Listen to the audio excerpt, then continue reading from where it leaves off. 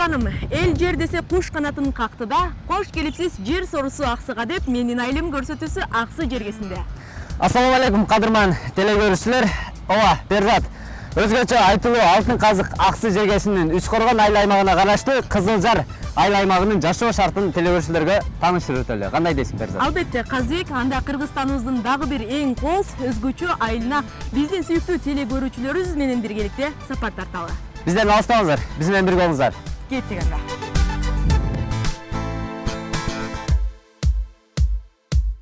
Ayıldan gelir şamalı Get alabay senden kançırek kayrıldı Gitsem de elesinden kançalı ıska Кызылжар айылы Нарын дарыясынын боюнда деңиз деңгээлинен 503 метр бийиктикте жайгашып, райондун борбору Кербен шаарынан 70 чакырым түштүк-чыгыш тарабында, Үч Коргон темир жол бекетинен 3 километр алыстыкта жайгашкан айыл катары эсептелет. Калкынын саны болсо 24 миңге чукул. Tartıp şamalın Menin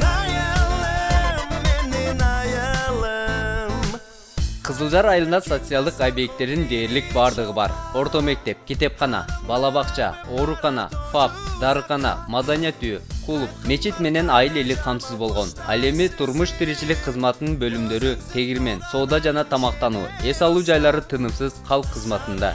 Tuğan ayımdın abasın Sağıp şamalın Tartıp şamalın Menin ayalım Тарыхы болбой эл болбойт, тамыры болбой жер болбойт. Ар бир элдин өз тарыхы бар. Айтсак, бул аймакта негизинен саруу урусу жашайт.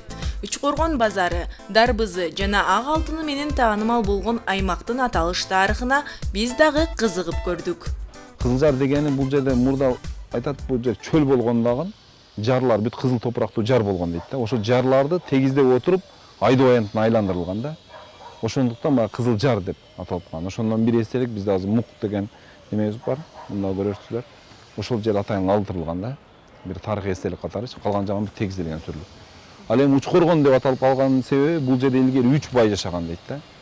Ошонун бир коргону ушу берки бетте болгон. 2 коргон аркы бетте болгон деп айтылат да, Өзбекстан тараптачы. Ошондуктан азыр Өзбекстан тараптагы Үч Коргон шаары, бул жактагы Үч Коргон айыл аймагы болуп калат да. Шу 3 байдын коргонун айынан Үч Коргон деп жүрүп, анан бул жерге келгенде неме дагы дарыядагы жайлат көп жерлерчи.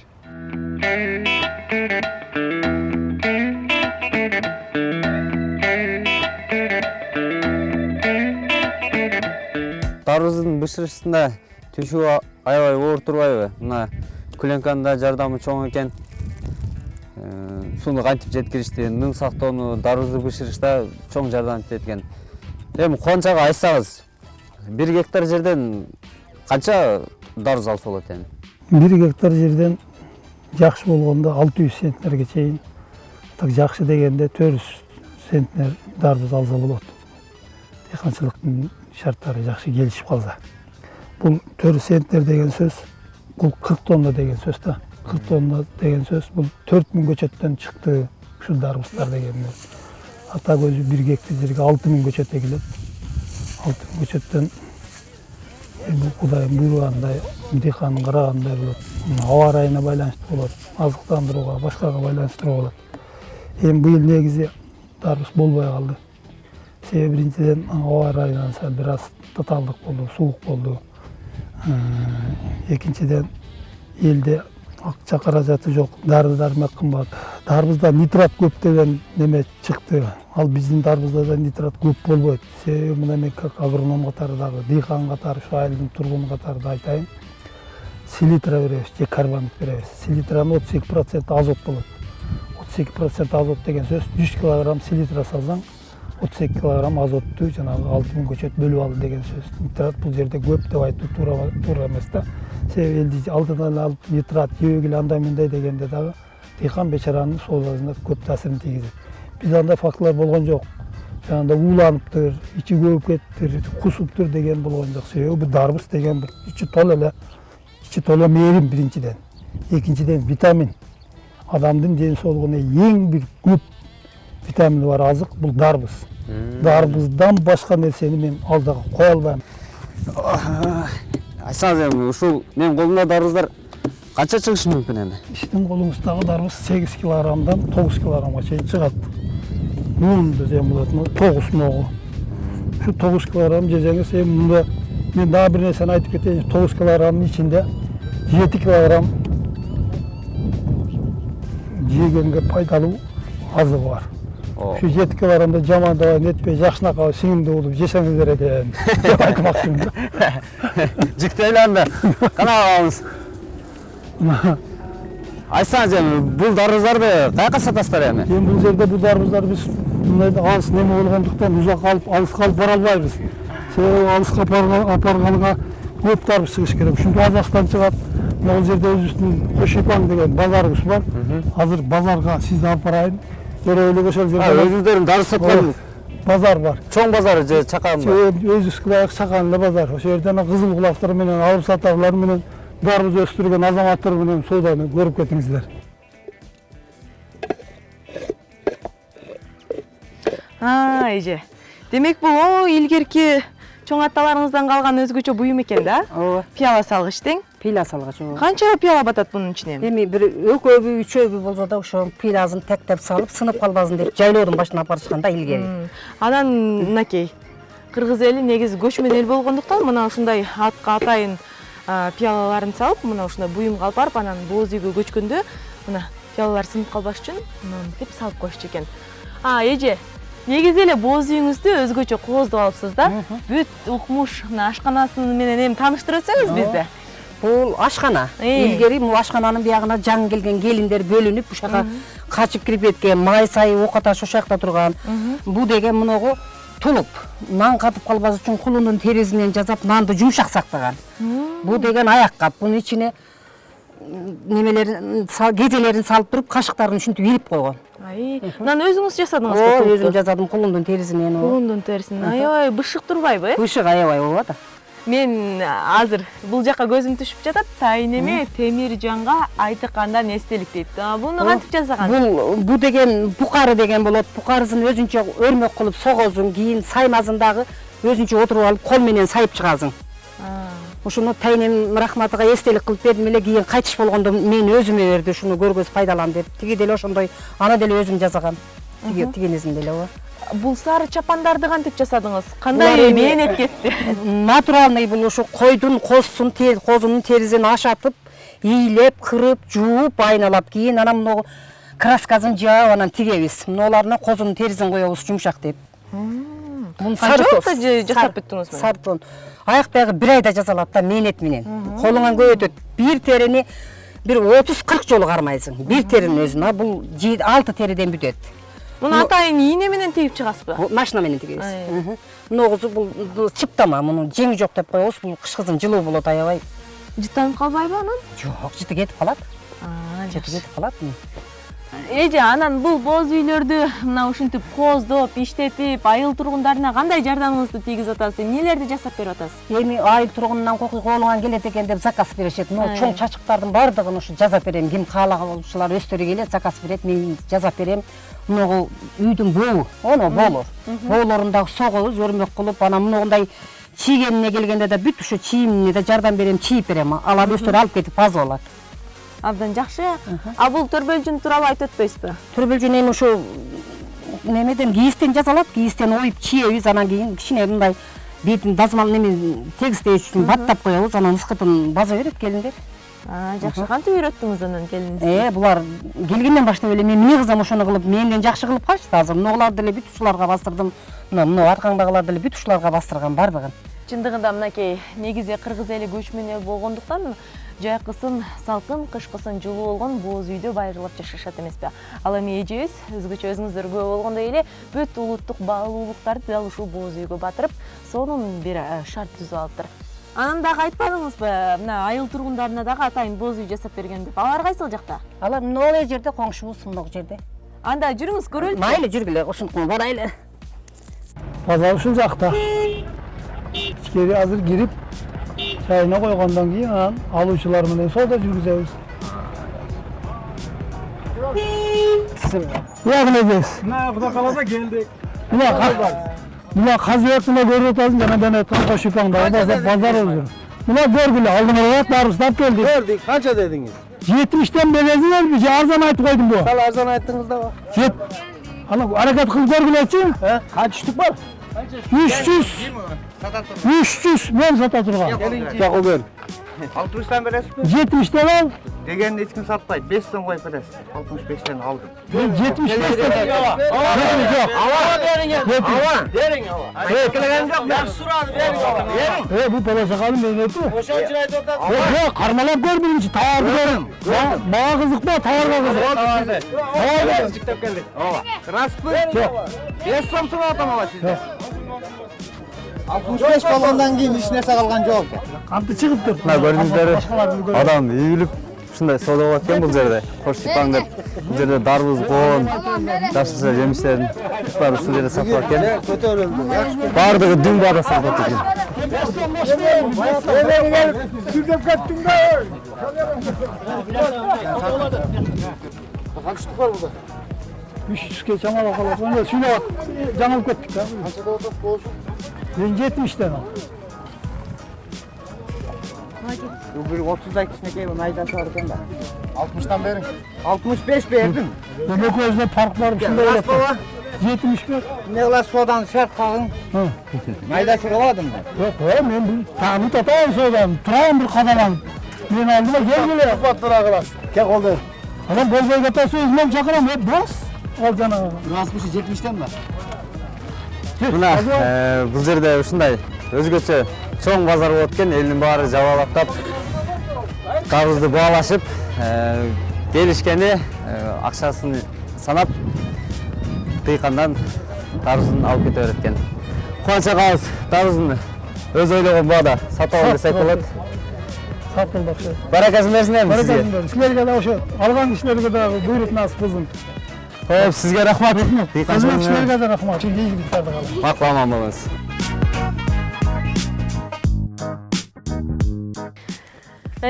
Ушул сон боз үй экен да өзгөчө сон жасалгалар менен жасап атсыздар. Жакшы. Негизи бизге айыл тургундары айтышты, сиздерди чыгармачыл үй бүлө деп. Ошол чын да? Туура, чын. Чыгармачылык үй бүлө деп айтканыбыз чын. Себеби мен ушул жерде бир 40 жылга чейин иштедим. Институт бүтүп келгенден кийин. Ошо бир эле музыкант мен болуп калып, анан ал убакта ошо бир аккордеон менен бир комуз менен эле той өткөрчү элек. Ошон үчүн айыл тургундары баары жакшы билишет. Абдан жакшы. Анда теле көрүүчүлөрүбүзгө атайын ыр белек кылып талантыңызды тартуулап коюңуз. Майли, макул анда. Макул. Алдын жетишинче мейли ырдап берейин. Сиз дардайсыз андай. Коштоп турушум мүмкүн. Кайсыл чыгарманы аткарып бересиз бизге? Мен ушул өзүмдүн жашаган, туулган жерим Кызылжар айылым жөнүндө ыр чыгаргам. Ошол ырды сиздерге ырдап берейин. Анда кеттик, көрөбүз теле көрүүчүлөр менен биргеликте.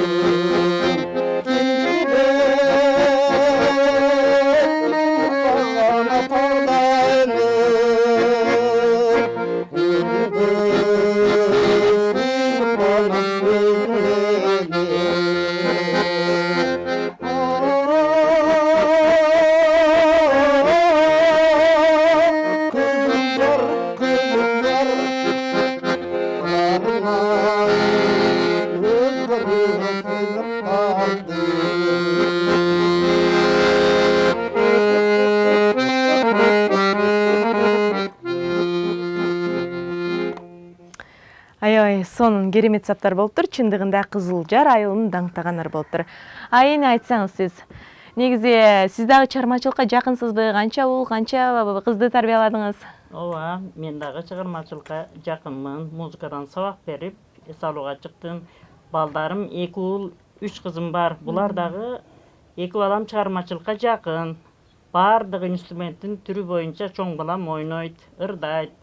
Андан кийинки балам журналистика тармагына өтүп, Талантбек өзүңөр жакшы билесиңер. Кыздарым жогорку билимдүү, бардыгы тилди бүткөн, алар деле ырдайт. Жакшы, жакшы.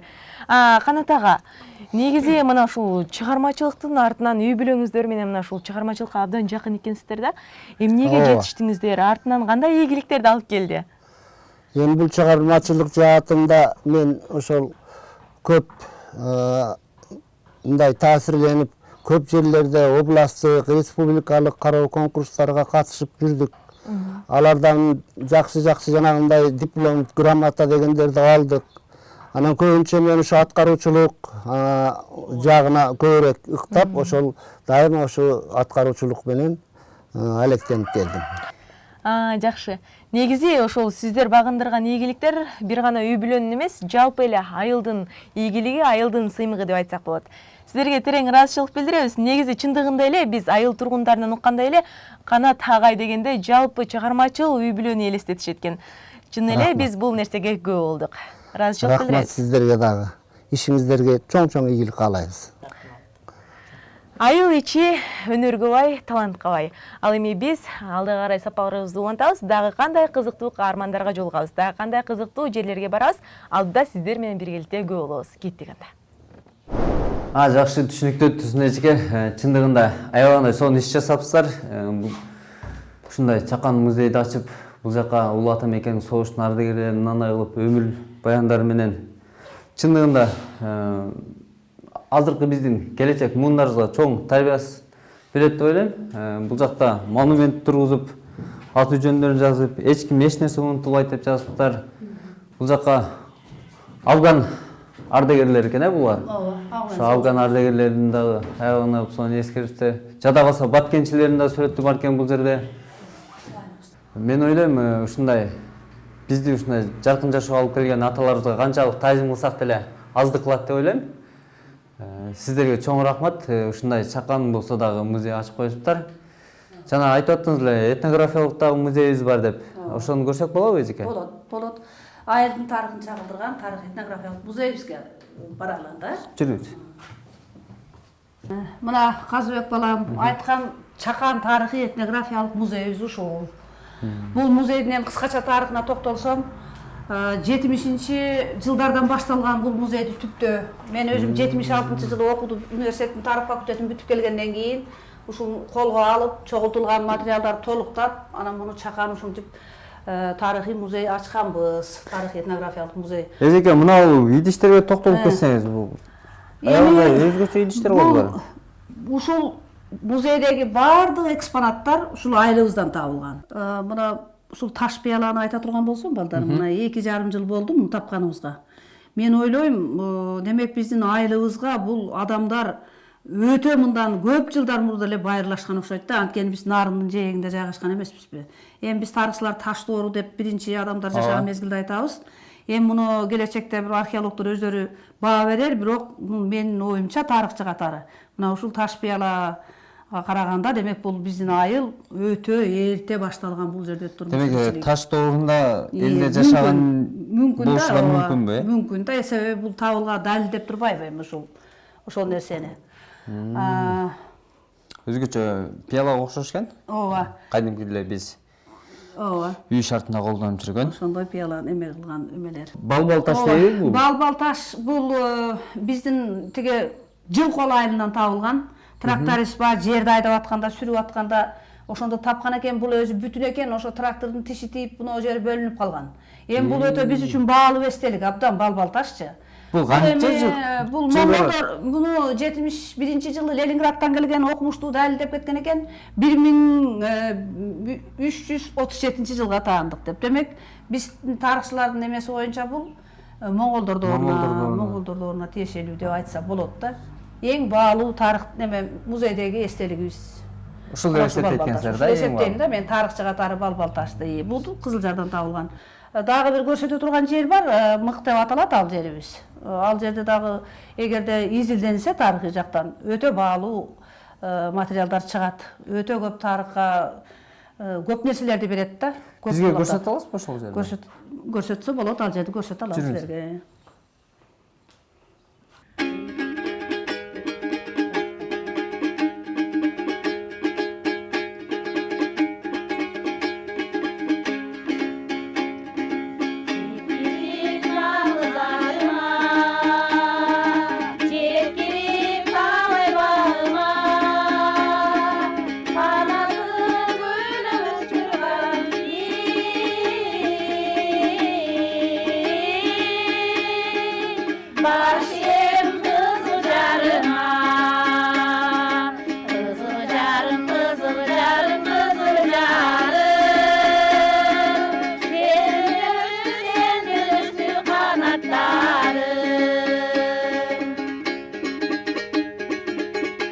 мына кандай гана керемет табият койнунда, ачык асман алдында бул энелерибиз жагымдуу кайрыктарды тартуулап, айыл элине өзгөчө бир рахат тартуулайт экен.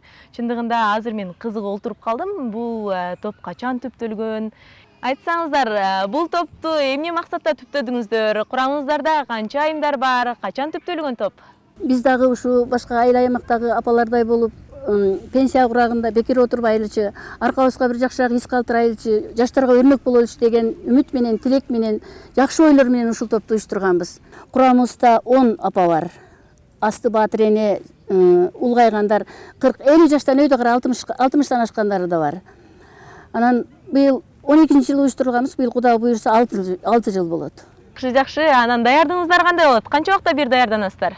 Бир жумада бир күнү келип даярданабыз. Анан биз баягы күндүн ысыгына байланыштуу ушу жакшынакай салкын жерлерде таза абада отуруп, ырдап бирибиздин көңүлүбүздү бирибиз ачып, өзүбүзгө өзүбүз рахат тартуулап анан кайта үйгө барабыз.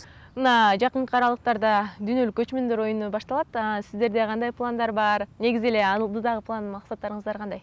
Биз ошо чогулуп, ойлогон ой тилегибиз, максатыбыз Кудай буйрса мына ушу көчмөндөр оюнуна да барып келсек. Анан мына шайыр апалар деген дагы жакшы саамалыктар болуп атат. Ушуга да катышсак деген ойлорубуз бар да, Кудай кааласа ушу. Жакшы, пландарыңыздар ишке ашсын дейбиз. Ал эми сиздер сыяктуу эле мына ушул чыгармачылыкка кызыккан жаштар барбы? Бул жерде үйрөнүп аткандар дагы болсо керек, Ага кылайын. Аркабызда жаштар бар. Ошол жаш кыздарды дагы, балдарды дагы ошол музыкант ага өзү тарбиялап атат. Азыр деле ушул жерде тарбиялап аткан болуш керек. Кирсеңиздер ушул жерде кагылайын. Ага ушул жерде сабак берип аткан болуш керек. Рахмат сиздерге. Анда мен ошол клубка кирейин, маданият үйүнө кирип таанышып чыгайын да. Бул жанагы силерге айткан мык же болбосо мух деген тарыхый жерибиз. Бул Кызылжар айылындагы эң бир ушундай тарыхый жерлердин бири. Эми бул жөнүндө бул жөнүндө абдан көп божомолдор өтө көп тарыхта. Себеби бул биздин заманга чейинки 1000 жылдыкта Фергана бөрөнүндө Даван деген чоң мамлекет жашаган 600 жыл. Ошонун 70 шаарчасы болгон. Эми уламыштарга караганда ошонун бир шаарчасы ушул биздин мук деп эсептелет экен. Бул божомол, эми бул азыр изилденип эме кыла элек. Ошол шаардын себеби буга бир нече далилдер бар. Анткени мына көрүп турган үңкүрүңөр мурда абдан терең болчу. Бул терең болуп, мындан кеткен жолдор дагы бар эле да. Мисалы үчүн батышка, чыгышы дарыяга чыгып кеткен Нарын дарыясына. Муну тастыктаган дагы бир нерсе, бул мукту тегерете караол дөөлөр бар эле, мындай дөбөчөлөр. Бул эми мурда өзүңөргө белгилүү, бул шаарды дайыма кайтарып турушкан. Ошого караганда дагы ошол шаарча болушу мүмкүн да бул ушул жер. Анан эми тилекке каршы бул жерге эч кандай бир изилдөө келе элек бул мезгилге чейин. Археологиялык казуу да жүргүзүлө элек. Анан ар кандай немелер, варианттар айтылат. Мында байлыгы да катылган деп айтылат. Түйүндө ажыдар бар деп да айтчу эле биз бала кезде. Анан эми бул үңкүр өтө терең эле, кийинчерээк бала чакага кирип неме боло бергенден кийин анан муну жаап коюшкан. Анан кыскасын айтканда мен тарыхчы катары айтам, бул үңкүрдө эгерде изилденсе өтө чоң маалыматтарды берет кыргыз элинин тарыхына. Турсун эжеке, жана сиз башында айтып кеттиңиз, мык анан мух депчи. Бул негизи кандай аталышта эми? Мыкпы же мухпу? Кайсыл бирине токтосок болот? Мух деген эми бул бизде азыр кыргыз элинин тарыхы жөнүндө өтө көп тарыхый булактар эми биздин өзүбүздүн булактарда жок да. Ар кандай тилдерде жазылган да. Бул мух дегени менимче бул араб тилиндеби же кандай парс тилинде жазылышы мүмкүн. Анан мык деп бул жергиликтүү эл өздөрү мык деп атап алганбыз да биз. Анан бул эмне үчүн мух деген эмненин аты, бир болсо өкүмдардын атыбы же шаардын атыбы, бул дагы азыр так изилдене элек да. Так мондай деп айта албайбыз, мындай деп. Жакшы, түшүнүктүү эжеке. Демек, бул жер мух деп бир падышанын же шаардын атына коюлган деп эсептесек болот экен да. Сизге рахмат, ушундай бир тарыхый жер менен тааныштырганыңызга. Келечекте бул жер дагы археологик жактан изилденип калышын биз да тилектешпиз. Сизге рахмат, аман болуңуз. Силерге да рахмат. Сапарыңыз улайлы. Ишиңерге ийгилик. Чоң рахмат.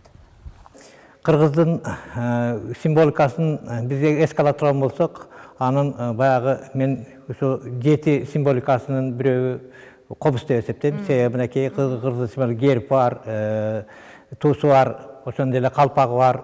боз үй бар дегендей, бұл дағы ошол кыргыздын ыйык туткан комузун кадырлап мынакей жаш буундарга үйрөтүп атабыз. Кыскасын айтканда булар неберелерим, акыркы муундар деп койсом болот. Кандай сабак өтүүнүн ыкмалары, анан азыркы учурда кайсыл сабакты өтүп жатасыз айтып өтсөңүз? Азыр эми биз каникулга чейин булар менен жыл ичинде өзүбүздүн программабыз кобуз күйлөрүнөн, залкалардын күйлөрүнөн үйрөтөбүз. Андан кийин булардын ырчылык өнөрүн кошо алабыз, башка өнөрүн да эсепке алабыз. Жөндөмүң болсо сахнага умтул деген биз аракеттерди жол ачып койгонбуз. Агай, азыр үйрөтүп аткан күйлөрүңүздүн бирин кыздарыңыз менен биргеликте аткарып бербейсиздерби? Жакшы болот. Анда биз залкал кобузчулардын күйлөрүнөн куралган курма күйүстү ойноп, жана ыргызтырдап берели.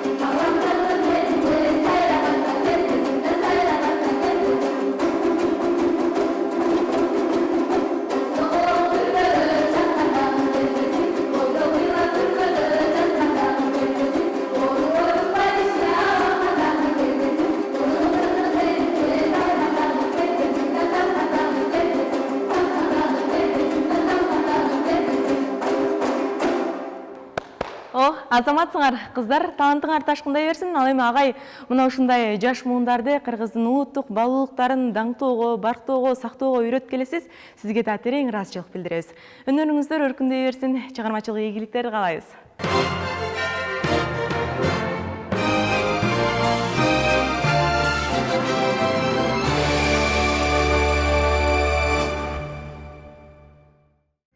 Айыл өнүксө өлкө өнүгөт. 2018 жыл аймактарды өнүктүрүү жылына карата Кызылжар айылында бир топ иш аракеттер пландалып, акырындык менен ишке ашууда. Бирок жергиликтүү элди түйшөлткөн көйгөйлөрү да жок эмес. Жол чындыгында баягы СССРден бери ремонт болбогон да, оңдолбогон.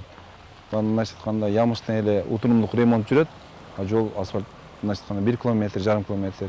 Азыр былтыркыдан калып кеткен 650 метр асфальт устава базылбай келип атат ушуга чейинчи. Эми ана базылат, мына июлда басылат деди. Июлдөн уже жарым өтүп кетип атат. Бул Минтрансқа карай турган жолда. Ушул жол неме болсо, бул неме болмок. Экинчи жолу мына Учкоргон кеси сиздер деле өттүңүздөр. Бул азыр тосмо коюлуп калган. Биздики баягы дарбыз негизинен багытталгандыктан ал жерге дагы айтылган альтернативди ылдый жакын альтернативдүү көпүрө курулат депчи. Бул боюнча дагы азыр эч кандай иш жүрбөй келет да. Бул эми республиканский деңгээлдеги кыла турган нерсе. Бул эки маселебиз болсо, үчүнчү маселебиз биз чек ара аймагында жашайбыз. 9 километр суу менен чектешебиз. Нарын дарыясы бөлүп турат. Кургактыктар менен 3 километр 200 метр чектешебиз. Азыр кургактык менен сел кана бөлгөндүктөн сел кетип атат дагы. Бунун чекеси оюлуп, Кыргызстан тарапка сел немез тосмолор дагы, чек ара тосмолор уже кулай баштады да. Бул маселени деле биз көтөргөнбүз. Бирок азыркыга чейин бул жылыш боло элек. Эми айтсаңыз, бул камырга эмне кошуп даярдайсыз? Негизи эле дрожко жасайсызбы же ачыткыгабы? Ачыткы салабыз го, эми ачыткы. Эмнеси менен жакшы ачыткыга кылынган камыр? Ден соолукка жакшы го, ачыткы. Жакшы. Камырга да эмнелерди кошуп даярдайсыз? Камырга эми май салсаң, нан жашнакай болот дейм. Шекер салсаң, эми кээде өзүң немеңе салып. Сүтчү? Да, сүт кошсоң тим эле сонун болот анан. Көлөмү кандай болуш керек? Сиз азыр кичинекей кылбадыңызбы? Жок. Бирде жапканда жайылат да. Ошого өтө жайырыштын кажети жок. Анда мына болот экен да? Болот. Көп жай берсең жука да анан катуу болуп калат да. Канча убакыт ындыктырабыз эми? Эже? Эми дандырга от жагып, даярдагыч жакта тынып калат жашнакай болуп. Жакшы анда. Азыр эми дандырга от жагабыз. Ооба, дандырга от жагып келгичекти даяр болуп калат. Да сиз дандырга от сен жок, одарбагын. Одарбай эле. Одарсаң болбой калат. Мен чекиштеп тур анда. Чекиштеп туруп койчу. Эми мынтип салабыз, эми отунду. Бир карайып, аркасынан агара баштайт, даяр боло баштайт да. Ошентип анан кийин агарганда жабабыз, даярдап алабыз да биринчи. Ага чейин жагып өрөйлүбү, а? Жагып өрөбүз, агаргыч жакта кичине карайып. Артынан агарат да.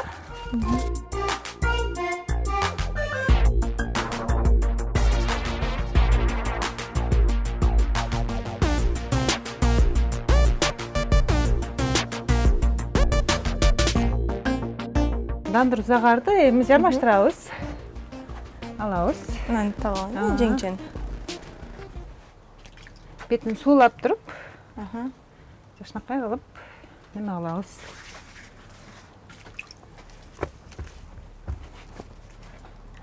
Жармаштырабыз. Жармаштырып көрөйүн анда. Аракет кылып көрсөң. Аракет кылып көрөйүн. Ылдыйрагына. Жанына жармаштырасың. Бул жака. Ошол жерне, ылдыйракка жармаштыр. Оппа. Жармашты? Жармашты. Нан Кынаштырып, жармаштырыш керек да.